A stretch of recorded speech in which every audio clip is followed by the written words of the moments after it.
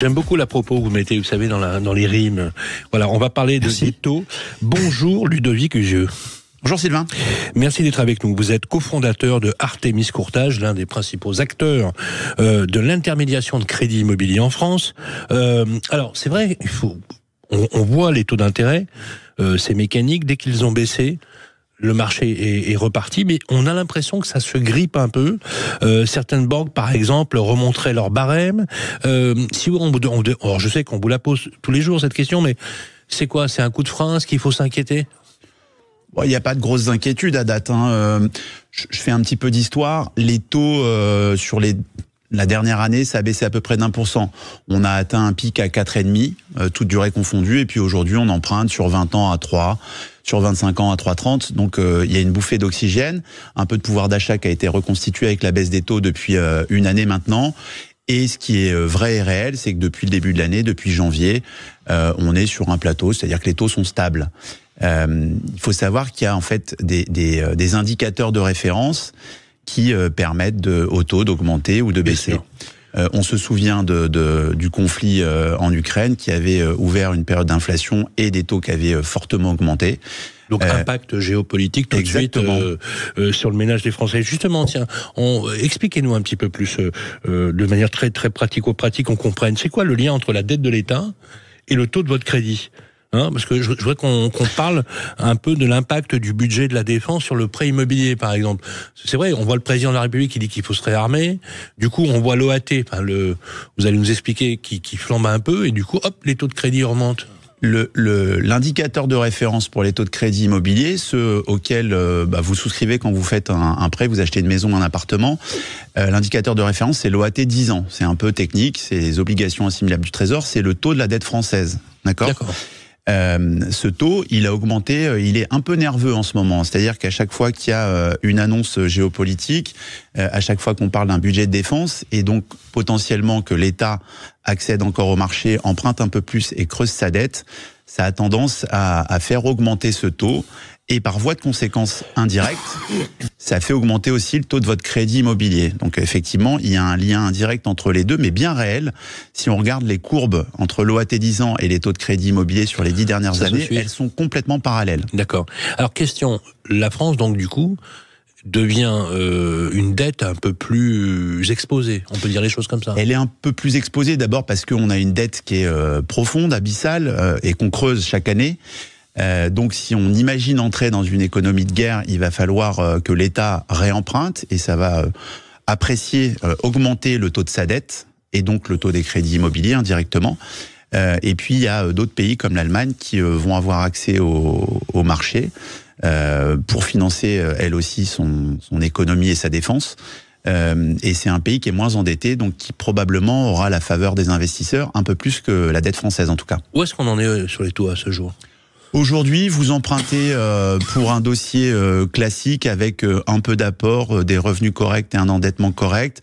Vous empruntez aux alentours de 3% en taux fixe sur 20 ans et la durée d'emprunt la plus... 3% à taux fixe 3% à taux fixe sur 20 ans. C'est plutôt très correct. C'est plutôt mieux qu'il y a un an et c'est plutôt beaucoup moins bien qu'il y a 3 ans. C'est-à-dire qu'on a vraiment yo-yoté sur les taux de crédit. Mais quelle était la normalité ? Est-ce que la normalité, c'était il y a 3 ans avec des taux très bas où l'argent valait quasi plus rien, ou est-ce qu'on est plutôt aujourd'hui dans un rythme normal ? On est aujourd'hui dans un rythme normal et dans un retour à la normale. La parenthèse enchantée, ça a été globalement entre 2017 et 2021, où on a connu des taux de crédit qui étaient en moyenne aux alentours de 1%.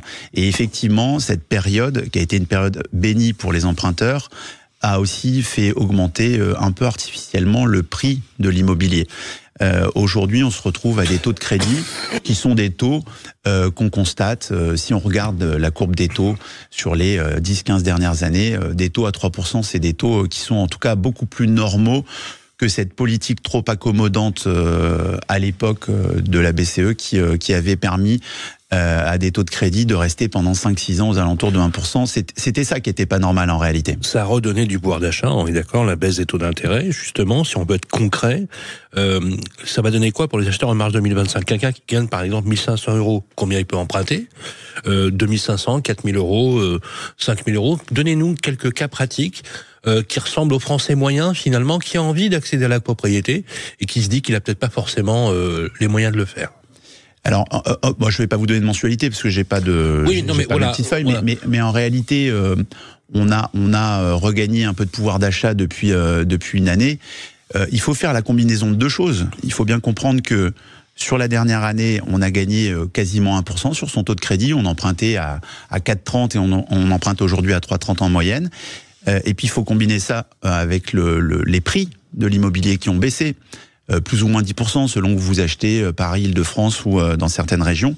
Ça veut dire que en combinant les deux, selon les régions, vous avez gagné sur 12-15 mois, vous avez gagné entre 10 et 15% de pouvoir d'achat, ce qui est loin d'être négligeable. C'est la chambre du petit, c'est une pièce plus grande, c'est le terrain. Exactement, c'est une pièce en plus, c'est un salon plus grand, c'est effectivement, ou alors on envisage d'acheter dans l'arrondissement ou dans la ville qu'on visait précédemment, et ce projet il peut se réaliser alors que sinon on devait bouger d'une ville ou d'un département. Les mesures PTZ que toutes les banques vont adopter au 1er avril. Prêt à taux zéro. Voilà, le prêt à taux zéro. Alors quand on dit attention, manipulons bien les choses, un prêt à taux zéro, c'est un prêt qui est garanti par l'État, qui maintient donc un prêt à taux zéro qui est limité à combien ça peut aller très haut, le prêt à taux zéro, plusieurs dizaines de milliers d'euros. Vous pouvez sur un logement à 150, 200 000 euros avoir 50 ou 60 000 euros de prêt à taux zéro, selon des critères qu'il faut croiser qui sont un peu compliqués. C'est les ressources, c'est la zone où vous achetez votre bien. Bien sûr. Le prêt à taux zéro, donc nouvelle mouture au 1er avril. Il y a quelques changements que je vous donne à l'antenne. Le premier changement, c'est qu'on peut à nouveau, avec un PTZ, financer dans le neuf une maison individuelle, ce qui n'était plus le cas, et c'est une bonne nouvelle.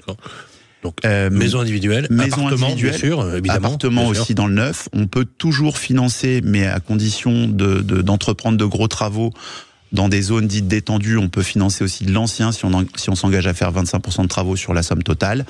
Et puis dans ce PTZ nouvelle mouture 1er avril, il n'y a plus de zonage, c'est-à-dire que vous pouvez avoir un appartement ou une maison à peu près partout en France et accéder au PTZ, au prêt à taux zéro.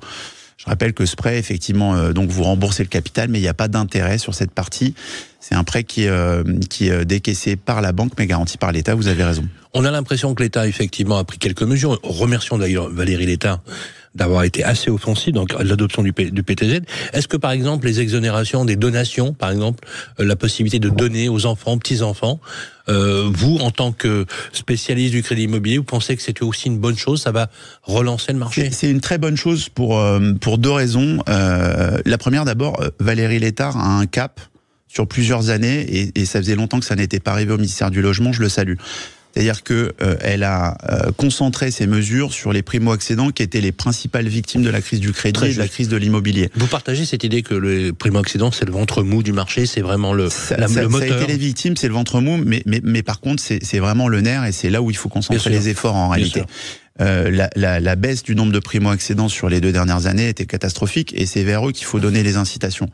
Donc le PTZ, c'est pour eux. On a parlé dans le Flash Info de l'augmentation des frais de notaire. Eux en sont exonérés, les primo-accédants. Et puis la dernière chose qui est très bien, c'est la solidarité intergénérationnelle.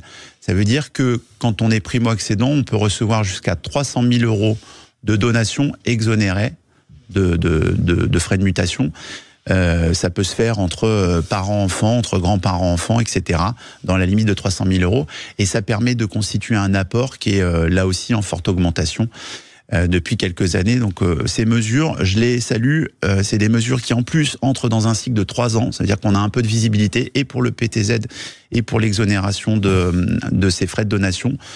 Et je trouve ça très bien. Je le dis parce qu'en général, je le dis aussi quand ça va pas. Merci beaucoup Ludovic Ugieux d'être venu sur le plateau. Vous restez avec nous. Je rappelle que vous êtes le cofondateur d'Artémis Courtage. D'ailleurs, on peut vous retrouver très facilement. Vous êtes implanté un peu partout en France puisque vous êtes l'un des principaux courtiers en crédit immobilier.